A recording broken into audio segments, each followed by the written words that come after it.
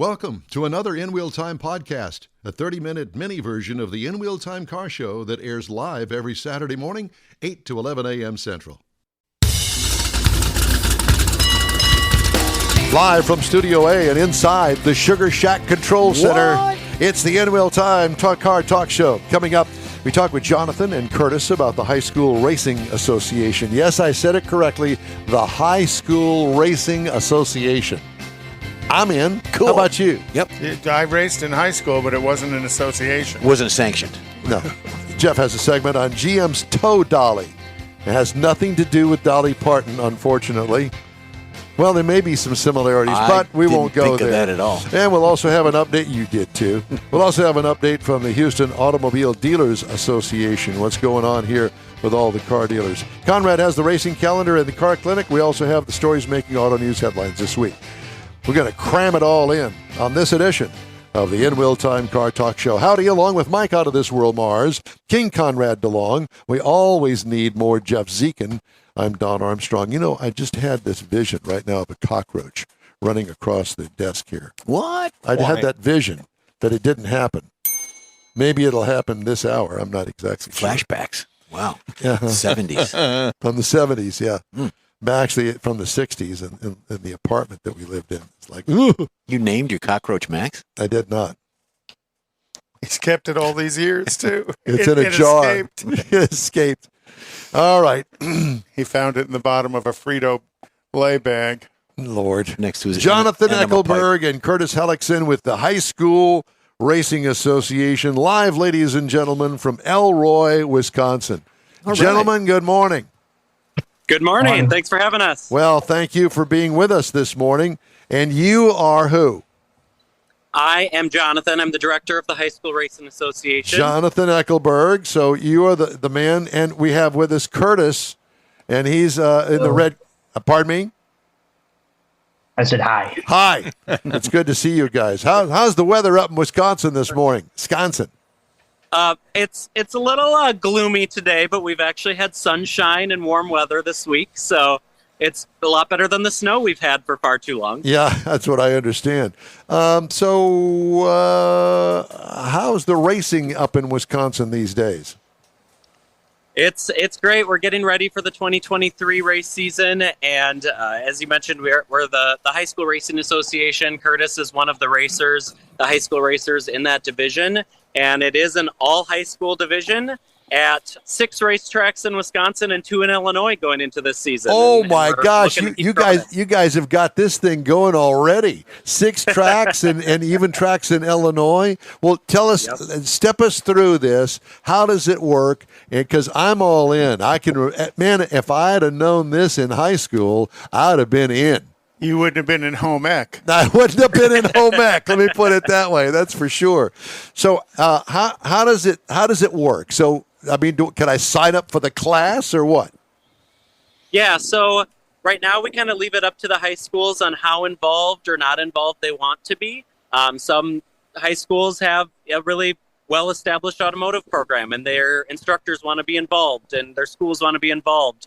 We have the very first high school in the country to make auto racing a letterable sport, and that's Melrose Mindoro High School up near the La Crosse area in Wisconsin, and trying to get more schools on board to do that as well. So but outside of that, the students own their cars.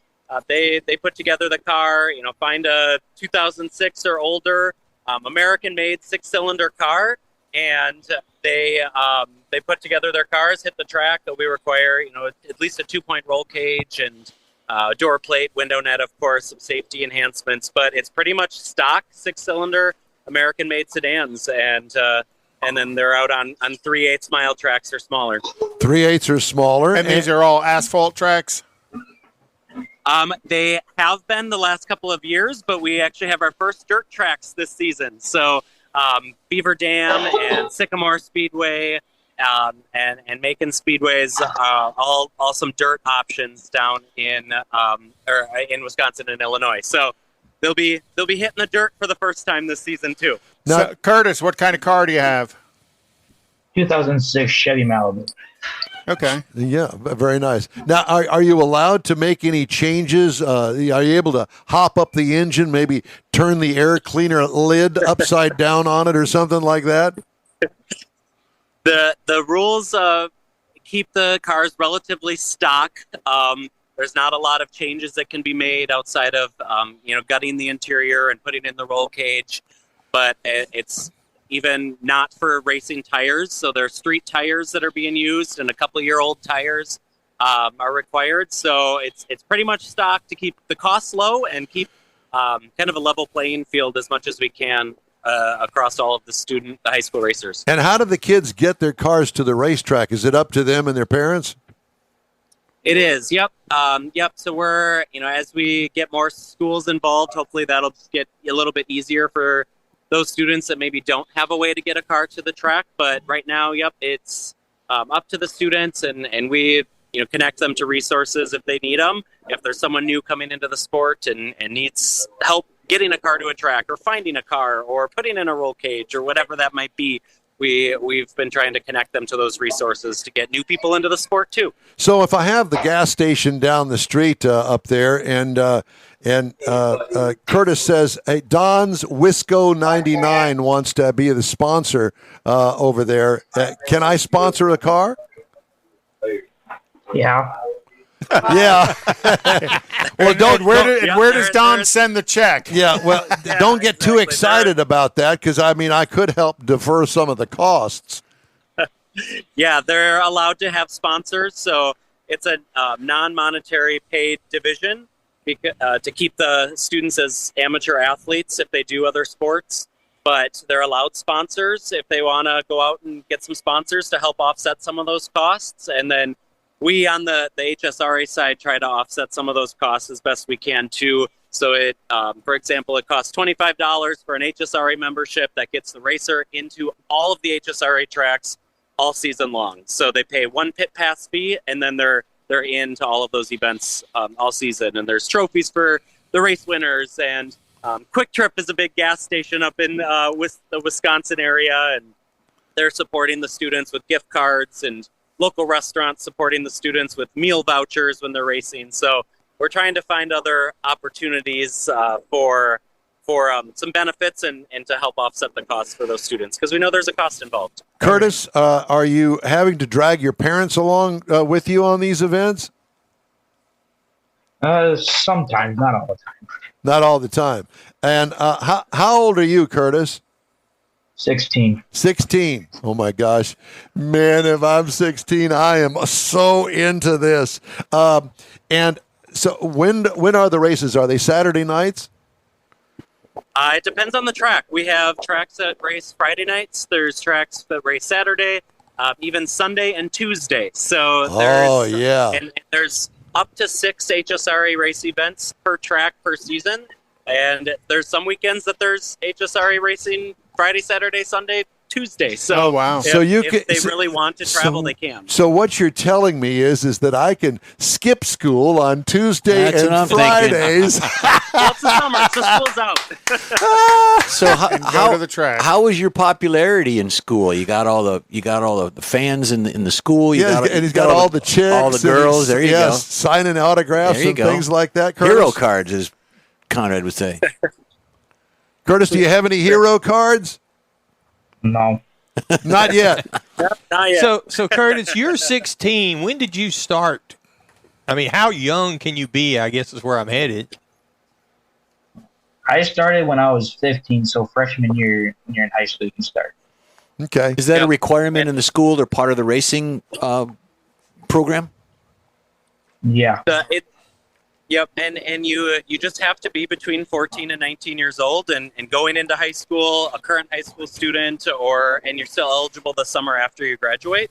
So you don't have to hold a valid driver's license, just have to be of high school age to race the high school division. And even if your school doesn't want to be involved, they want to stay hands off right now, then you're still able to race, and we give school points as well as individual race points. So if there's like Curtis goes to a school where there's a handful of racers, and so all of their points go together to bring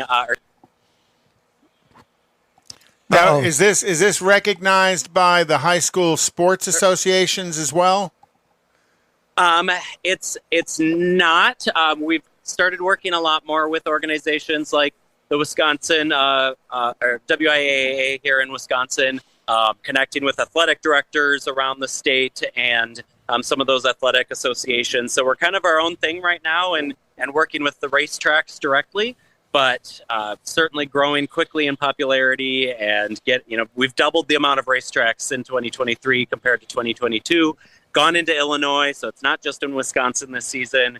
And I'm talking to tracks and schools in probably 8 different states that have some interest. Wow. And Wow. we're starting to really lot. get some traction around the country. Are you familiar with Drum Corps International? Vaguely. Vaguely. Okay. So it's an organization where they put together, it's kind of like a club marching band to an elite level. Oh, yeah. And they travel all over the United States, mainly in the summer, and put on these performances. Matter of fact, they come to Houston. And I'm thinking, okay, so this is the car division of DCI, and all over the United States, traveling group of high school kids going to different racetracks. Like a circus. Kind of like that. How fun would that be to go to your local racetrack on a Saturday night? Hey, we're bringing the High School Racing Association here this weekend. Come on out. Come on out.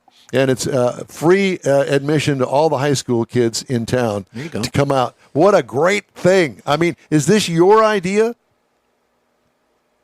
It was HSRA was started in 2020 between La Crosse Fairgrounds Speedway and Madison International Speedway, both in Wisconsin. Those track promoters started it as a way to get younger talent into the sport and kind of just managed it themselves the first couple of years. And then I came on as the director for the 2022 race season, added another track, and grew the amount of racers that were involved. Got a lot more sponsors and organizations involved. And now this going into 2023, it's my second season as director.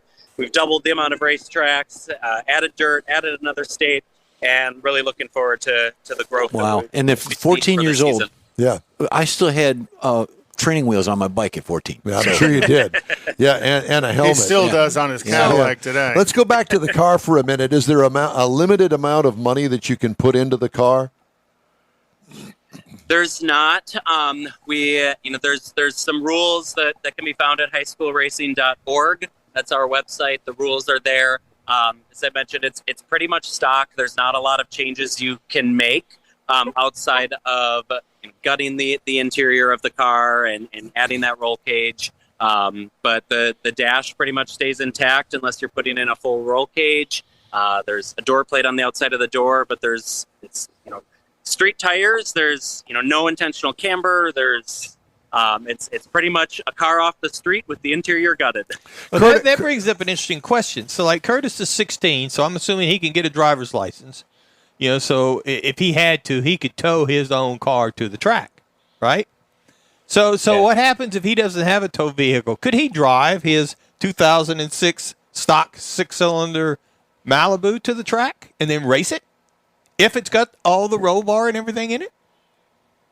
I suppose. What do you think, Curtis? I guess I'm not going to provide legal advice. Curtis, how much? First of all, where did you find your race car? And we found it. My dad found it at a junkyard in Shaw's and Warren's. Okay, and did it run?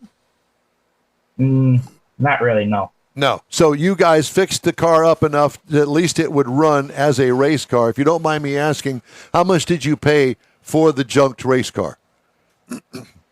I'd say $1,500. $1,500 for the car, and then you had to put roll bars in it. And then I assume that you did most of the work on it, correct? No, not me, because I was at work doing what I was doing at work. Okay. So you were working. What, did Dad fix it up for you? Yep, my dad and his buddies went to the shop and got it already. So he's got a shop. Yeah. You didn't do this in the auto shop at school. You did it on your own. Outside of school. Yeah. Yes. Right. Okay. Okay, I got okay. you.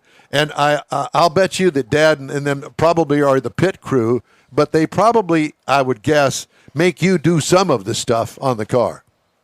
Yes. Yes, that is the answer. Dad's the pit crew, Well, Mom Dad's is the probably- financial. Yeah, Dad's probably sitting there watching the interview. Yeah. Yeah. And mom's counting the checkbook. Yeah, it's like, you did what? You paid how much? I know. Sorry, I don't mean to call you out, put you in a rough spot there. Yeah, and racing is, there's so many different skill sets that can be learned through auto racing. Not only wrenching on the cars and changing those tires and the teamwork and the sportsmanship that happens on the track, but also many of these racers, high school racers, are going out and getting sponsors, and they're doing interviews at the racetracks when they win a feature. And I've taken some of them to do radio interviews and TV interviews. And so they're, learning that marketing and that PR side of things too. So we're, not only do we want to get people into racing through HSRA, new fans, new racers into the sport, but also expose them to what else is out there in the automotive industry, mechanical engineering, but also motorsports and the different opportunities that you can have for future careers. Jonathan, I assume that you're a teacher at one of the schools. I am not. I'm a former racer, and I raced for 17 years. My family raced for 35 years, primarily in Wisconsin. And grew up in racing and have worked for a long time in marketing and photo, video production, and studied communications. But no, have never been a teacher. Sometimes I wonder if I should have been, but I'm a former racer and just have big passion for growing the sport and getting more young talent into the sport. Is this your idea? It's not. A lot of the ideas now come from me as well as the racetracks, but it was started by two of the track promoters in Wisconsin, and then they wanted to see it grow and become something bigger. So they approached me and asked if I'd be interested in being the director of the High School Racing Association and helping to grow that and work with schools and work with racetracks. And I was still racing late models at the time. And so that was a lot, but 2022 was my last season actually racing and behind the wheel of my own car. So looking forward to the 23 season and working more directly with these students. I think that this is a brilliant idea and a wonderful thing that I think that with somebody like you behind it could be a nationwide thing. I'm thinking that too, because there are a lot of people like myself that are with you on this, and I think that it's going to take off. I hope it does anyway. We had Rodney on earlier, and he's part of the organization down here in the Gulf Coast. Yep, we need to put you two guys together, and I'm Exactly. sure that he's still watching. Yeah. Well, Jonathan and Curtis, we sure appreciate you guys taking the time to talk to us today. We really appreciate it. Great information. Good luck. And let's get it back in touch here during the summer season when everything's hot to trot out there on the racetracks and get an update from you guys. Yeah, that sounds great. Really appreciate you having us on, and hopefully my audio quality was okay. I didn't quite get back home before the interview, so it's Good. It's all good. Yeah. Worked out great. Thanks again, both of you. Curtis, good luck in your racing this year. Thank you. You bet. You guys have a great Thanks, day. guys. Thank Appreciate you. it. You bet. You bet. All right. Gosh, save You're that. excited. Save that. I got Yeah. all excited on that one. Pencil them in. Okay, I'm going to turn the page here. Where am I? Oh, the N-Wheel Time race card is sponsored by Texas Nostalgia Modified Production. Kind of folds right in hand with our last interview. And Texas Nostalgia Modified Production is racing this weekend up in Wichita Falls, Texas. So you want to see some cool cars that leave on the clutch, go to the drag strip there in Wichita Falls and take a look at Texas Modified Production cars. Yeah, if you look at gassers and you like gassers, then that's the thing to do. Yep. And then this weekend is the next weekend is the Gerber Collision and Glass at Route 66 in Chicago for NHRA. And this weekend is Kansas for NASCAR. The following weekend, they're at Darlington. And then on the 21st, they're doing the North Wilkesboro All-Star Race. First time NASCAR has been to North Wilkesboro in quite some time. And then on, of course, Memorial Weekend, there'll be the World 600, the Coca-Cola 600, whatever they call it now, at Charlotte. This weekend is the Miami Grand Prix, and my sister lives in the Fort Lauderdale area. She said traffic is a nightmare. I'm sure. From Fort Lauderdale down to Miami. Wow. And then also next on the 21st is the Romanian Grand Prix. And then Memorial Weekend is the Monaco Grand Prix, which is that's kind of the premier Grand Prix in the F1 circuit. Well, yeah, beautiful in, setting. in Monaco. Yep. IMSA is going to be at Laguna Seca next weekend. And I imagine our friend Alec Udell will be driving at Laguna. Mm-hmm. And one of the tracks I've always wanted, even if I couldn't drive it, I'd love to go on it for a ride on it with somebody who knows how to do it fast. And then IndyCar on the May 13th is the Grand Prix of Indianapolis, where they're going to run the road course that they built for the F1. They'll do it as the Grand Prix of Indianapolis, and then of course Memorial Weekend is the Indy 500. Yep, looking forward to that. Time now for Jeff's segment. We're gonna have to name this thing. Jeff's segment. No, We need more Jeff. We need more Jeff. Anyway, today's features on GM's electric tow dolly, and I couldn't figure out whether this was something that they did back in the 40s and the 50s, or this is something new. No, it's actually it's new for General Motors. You want to hit this Yep. right here? Go.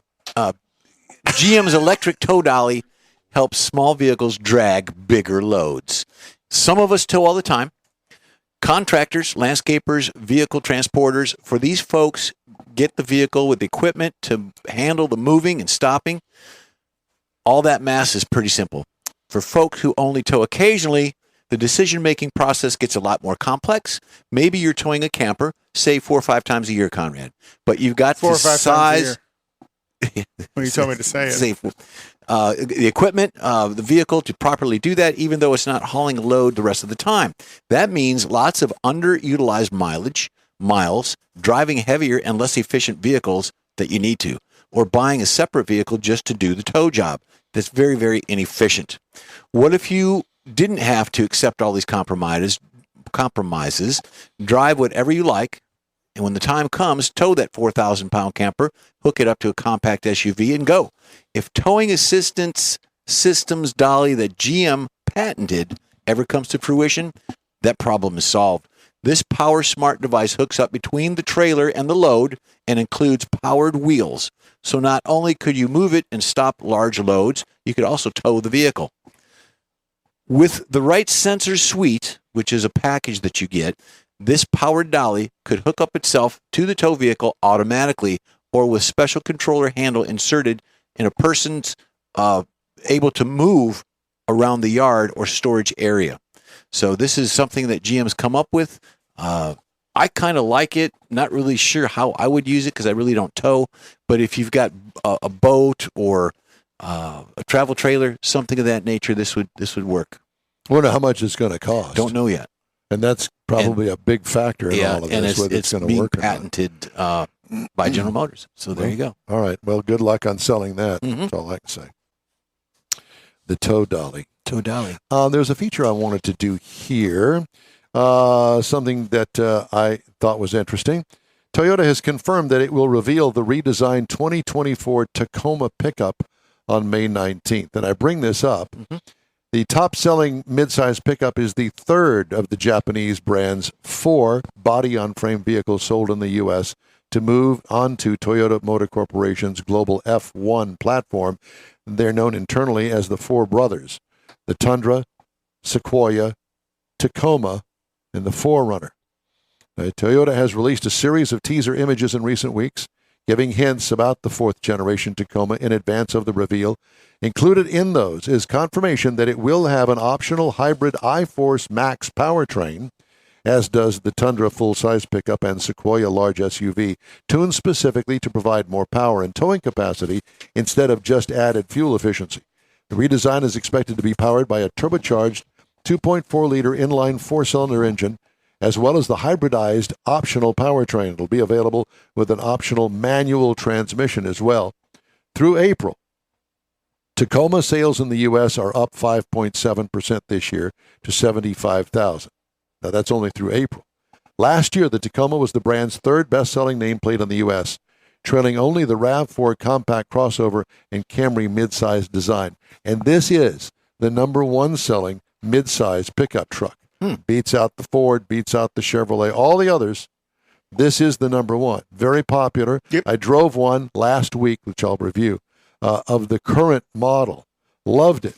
And still has the V6 in it. I got pretty good gas mileage on it, so I don't know what people are talking about bad gas mileage out of the vehicle. But Tacoma, very, very popular. Recognized name. Yep. Yes, and a lot of, if you look around, look at the midsize segment, you look at the trucks that are out there, the majority of them are going to be Tacomas. There's something about that truck, the way that it's designed, the way that it's built, the power-to-weight ratio, its capability. The interior of this new one is just great. Loved it. And it resonates with a lot of people. Well, it's got a long history too, because even back in the 70s and 80s and stuff, with when it was smaller into that compact, really the compact, they called them tacos, because the mini truck guys out, the surfers out there in California, everything, they built on that vehicle, and that brand is just, that name is just kept with it. Jason, when he got on board with Lexus, one of his first vehicles was a Tacoma. I totally get it, totally, and especially after just driving one recently. And because it had been a while since I'd been in a Tacoma.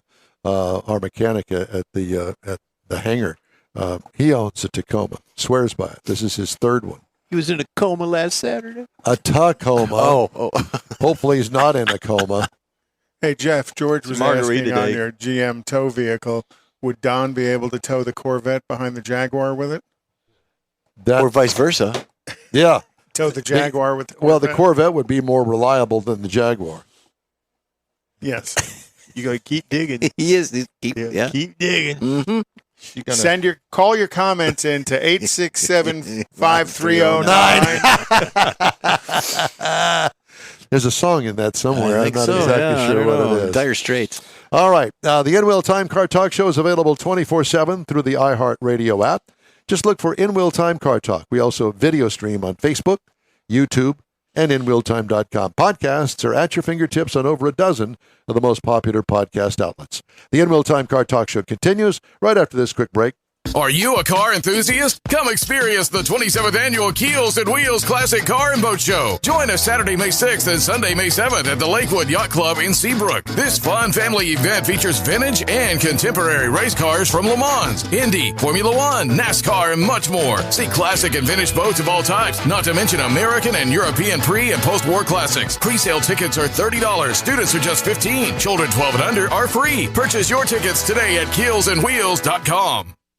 Everyone at the Tailpipes and Tacos Cruise In at the Lupi Tortilla Tex-Mex in Katy, thank you for participating in the best cruise in around, and look forward to seeing you again. You'll hear about the next cruise-in date right here on In-Wheel Time. Next time you're in the West Houston Energy Corridor area, be sure and stop in at the original Lupi Tortilla Tex-Mex at I-10 and Highway 6, or the Katy location on the Grand Parkway at Kingsland Boulevard. When passing through Beaumont or College Station, stop in and have Lupi's award-winning beef fajitas and frozen margaritas. There's always a celebration at Lupi Tortilla. Lupi Tortilla founder Stan Holt and his wife Sheila are winning racers on the NHRA drag racing circuit and have a collection of hot rods and classics that everyone appreciates. Look for them at the next Tailpipes and Tacos Cruise-In. The date will be announced soon and will once again be held at the Lupi Tortilla Tex-Mex on 99 and Kingsland Boulevard, just south of I-10 and Katy. We'll give you all the details right here on the In-Wheel Time Car Talk Show and online. Donations benefit God's Garage. We'll see you then. You own a car you love. Well, why not let Gulf Coast Auto Shield protect it? Houstonian John Gray invites you to his state-of-the-art facility to introduce you to his specialist team of auto enthusiasts. We promise you'll be impressed. Whether you're looking to massage your original paint to a like-new appearance, apply a ceramic coating, install a paint protection film, nano-ceramic window tint, or new windshield protection called ExoShield, Gulf Coast Auto Shield is where Houston's car people go. Curbed your wheels? Instead of buying new, why not have them repaired? How about a professionally installed radar detector? Gulf Coast Auto Shield does that too. Get a peek inside the shop and look at the services offered by getting online and heading to gcautoshield.com. Better yet, stop by their facility at 11275 South Sam Houston Tollway, just south of the Southwest Freeway, and get a personal tour. Gulf Coast Auto Shield is your place to go for all things exterior. Call them today, 832-930-5655 or gcautoshield.com. That's it for this podcast episode of the In Wheel Time Car Show. I'm Don Armstrong, inviting you to join us for our live show every Saturday morning, 8 to 11 a.m. Central on Facebook, YouTube, Twitch, and our InWheelTime.com website. Podcasts are available on Apple Podcasts, Spotify, Stitcher, iHeart Podcast, Podcast Addict, TuneIn, Pandora, and Amazon Music. Keep listening, and we'll see you soon.